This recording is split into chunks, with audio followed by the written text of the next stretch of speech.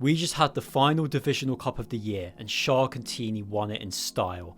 I want to discuss that in this video. I also want to talk about Epic bringing back solo victory cups. Let's get straight into it. So let's start off by talking about the Havoc Cup. Now this happened on Wednesday night. It was an invitational only tournament for 50 duos and it ended up being won by Pablo, Wingu and Panzer. This definitely surprised me. Pablo and Panzer aren't even a real duo. They're only playing while Pablo is on break from Fredoxy.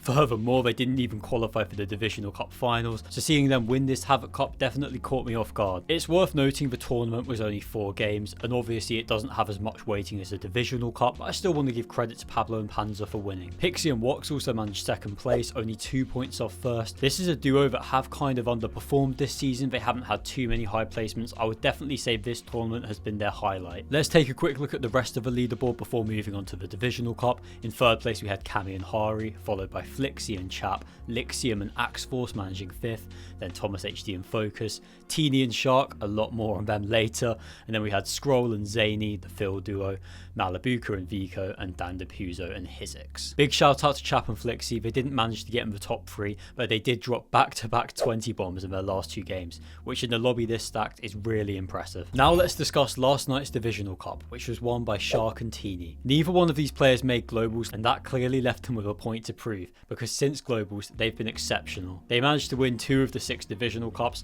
T3eny's individual achievements have been great too, obviously winning the solo series and coming second in the Eraserland, making over $44,000 since globals ended. Hugely impressive stuff. In my opinion, the best players should be doing well during the off season. I almost think the term off season is a little bit misleading because there's still money to be won. Just because there's no FNCSs, it doesn't mean players shouldn't be playing their best. I don't think Shxrk and T3eny's Divisional Cup win should be given any less weighting purely because some of the big names didn't perform in them. If a player wants to be perceived as one of the best in the region, then I do think they need to perform better during the off season. We've seen a few duos underperforming, Swizzy and Vanya being a good example, coming off first and seconds in globals. They've both been exceptional this year, but for the last month they've just been poor. Their performances haven't been that great. Merstash is another example of a player that's been poor over the last month. He's barely even played the game since he won globals. Look, I don't want to sit here and be overly critical of players for not placing during the off season. I just want the players that have done well this season to get the credit that they deserve. I don't think we should be reductive about the Divisional Cup wins this season. I don't think we should just dismiss them as being irrelevant because they happened during the off season. The players that worked hard and won deserve the credit. And there's really no better example of these players than Shxrk and T3eny, and the Assyrian stats prove that. I normally go over these stats after I've finished the whole leaderboard, but Shxrk and T3eny dominated them so much that I'm going to do them now. Shxrk having the best damage ratio, also being top for damage to players and eliminations. T3eny meanwhile has the most assists and is also second for player damage. This just proves how dominant their win was yesterday, winning by over 75 points. It would have been even more if they hadn't have died early in game 6. Just an exceptional performance from them. I think there is a very high chance that we see this duo win an FNCS next season, and that will be Shxrk's first ever FNCS win, T3eny's first ever FNCS win, the first FNCS win for a controller player on EU, so that would be pretty historic. Obviously the new season starts in a few days. We don't even know if there'll be duo tournaments during that. We'll have to see if Shxrk and T3eny can continue this consistency into the new chapter, but I believe they will. Let's get into the rest of the leaderboard. We had Nebs and Mappy coming in second, managing to win 2 games during the tournament. Definitely not a duo that I expected to finish this high, so fair play to them. Sky and Scroll came third, their first big performance since they returned as a duo. I expected them to do well with the new Storm Surge as they like to play in Storm a lot, and that's exactly what they did in this tournament. We can see from the Assyrian stats that they spent the most time in Storm out of any team, and it was this strategy that allowed them to avoid taking damage, stay above the Surge thresholds, and finish in a respectable 3rd place. Vico and Malabuka came 4th, their best performance since forming as a duo. We then had Chap and Flixie in 5th, iDrop and Marius in 6th, another new team, Combeck and Pix in 7th, another new team that are also trying out. Not sure if they're going to stick together, but 7th place is pretty respectable. We then had Ping and Kiro in 8th, continuing their string of good performances, Yanis and Rax in 9th, a team that have been very good since globals has ended, and then we and the Frizzy finished in 10th. So now, as per usual, let's take a look at my predictions for the tournament and see how accurate they were. So I thought Cami and Hari would end up winning. They underperformed, unfortunately, coming in 13th. I then then had Shxrk and T3eny down to finish second, and they obviously went one better, winning the whole tournament. I wasn't too far off with a lot of these. I had Pig and Kira coming in third, they managed in 8th place. Then I had Pixie and Wox in 4th, they finished just outside the top 10 in 11th place.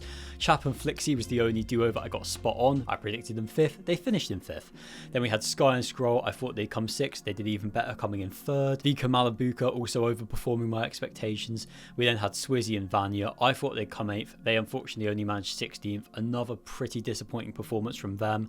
As it go and iFrozy I put to come 9th, they've been very underrated since Globals has ended, putting in some good performances. Yesterday unfortunately wasn't their day, they only managed a 23rd place. And then finally I had iDrop and Marius to come 10th, and they came 6th. Besides the first place, I think this was an okay set of predictions this week. This does mark the last Divisional Cup of the season, and potentially the last Divisional Cup ever. I'm kind of undecided about whether I want to see the divisional system return next year. I do think it has its advantages. Obviously having a tournament with only the best players in it is great for a spectator experience, but then again the beauty of Fortnite is that it's an open esport and that anyone can compete, and I do think we lose that slightly with the divisional system. We'll have to wait and see what Epic have got planned for next season. They've had a lot of creators over at their HQ this week, so they're obviously planning some big changes. We'll have to see what they are. One piece of information that we do know about the new season is that solo victory cups will be returning. Fortnite confirmed on Twitter that we'll have 3 solo victory cups in the Simpsons mini season. This is a good thing, it's a good way to get players their first earnings, to keep them engaged with the game. They're pretty fun to watch. I mean, there's nothing to hate here.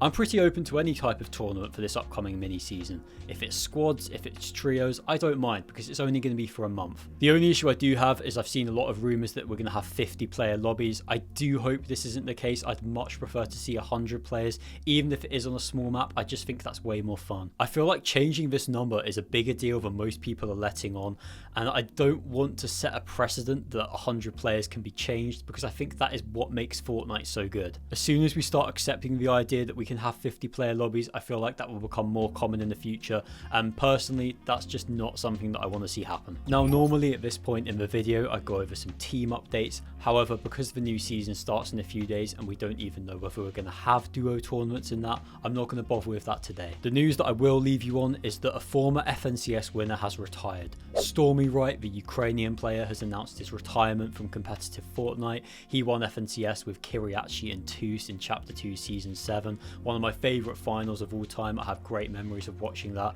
so I wish him the best of luck for the future. Let me know what you guys thought about the Divisional Cup. Did you enjoy watching it? What do you think about Shxrk and T3eny? Do you think they could win an FNCS season? I want to hear what you guys think. Thank you very much for watching the video. See you in the next one.